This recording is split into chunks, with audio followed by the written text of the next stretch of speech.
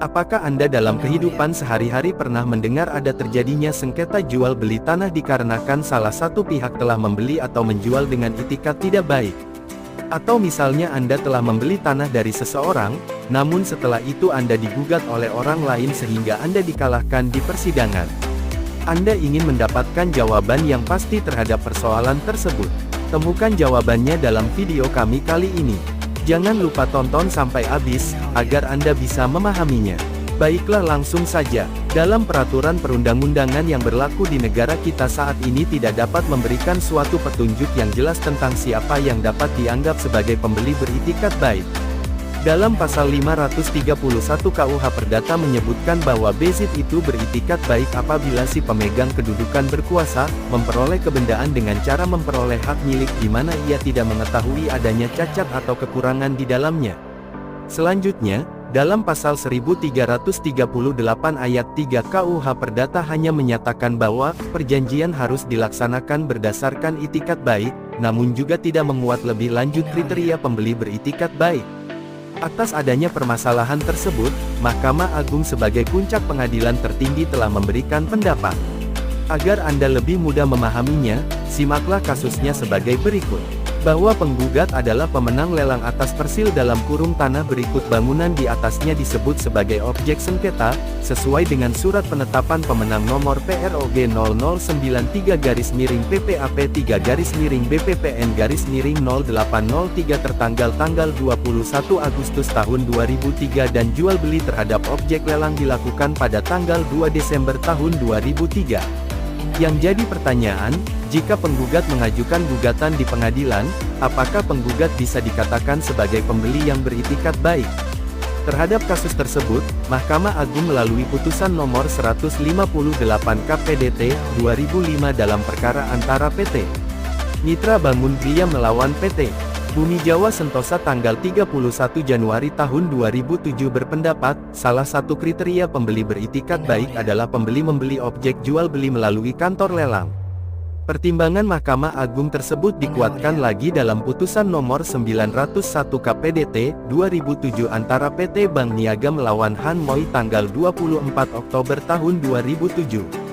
Dalam putusan itu, Mahkamah Agung berpendapat bahwa proses pelelangan telah sesuai dengan ketentuan yang berlaku, karena dilakukan atas barang jaminan yang dibebani hak tanggungan.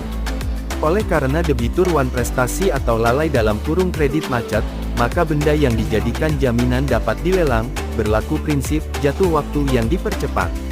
Bahwa pembeli lelang adalah pembeli yang beritikat baik, karena itu harus dilindungi.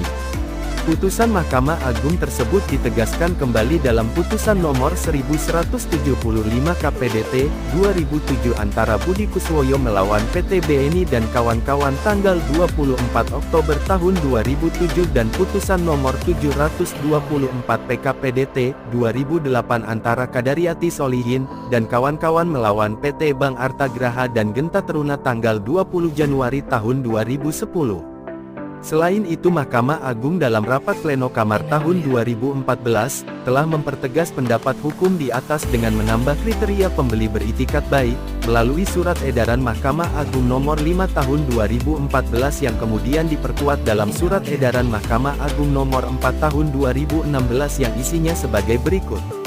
Kriteria pembeli beritikat baik adalah: A. Melakukan jual beli atas objek tanah tersebut dengan tata cara garis miring prosedur dan dokumen yang sah sebagaimana telah ditentukan peraturan perundang-undangan, yaitu pembelian tanah melalui pelelangan umum, atau pembelian tanah di hadapan PPAT dalam kurung sesuai ketentuan PP nomor 24 tahun 1997, atau pembelian terhadap tanah milik adat garis miring yang belum terdaftar yang dilaksanakan menurut ketentuan hukum adat, yaitu dilakukan secara tunai dan terang dalam kurung di hadapan atau diketahui kepala desa setempat.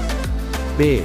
Melakukan kehati-hatian dengan meneliti hal-hal yang berkaitan dengan objek tanah yang diperjanjikan, antara lain: penjual adalah orang yang berhak garis miring memiliki hak atas tanah yang menjadi objek jual beli, sesuai dengan bukti kepemilikannya, atau tanah atau objek yang diperjualbelikan tersebut tidak dalam status disita, atau tanah atau objek yang diperjualbelikan tidak dalam status jaminan garis miring hak tanggungan, atau terhadap tanah yang bersertifikat, telah memperoleh keterangan dari BPN dan riwayat hubungan hukum antara tanah tersebut dengan pemegang sertifikat.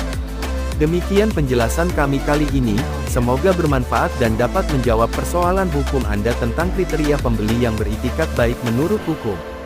Jika ada pertanyaan atau ada permasalahan hukum yang ingin Anda tanyakan, silahkan isi dalam komentar. Tim kami akan menanggapinya. Terima kasih dan sampai jumpa pada video kami selanjutnya.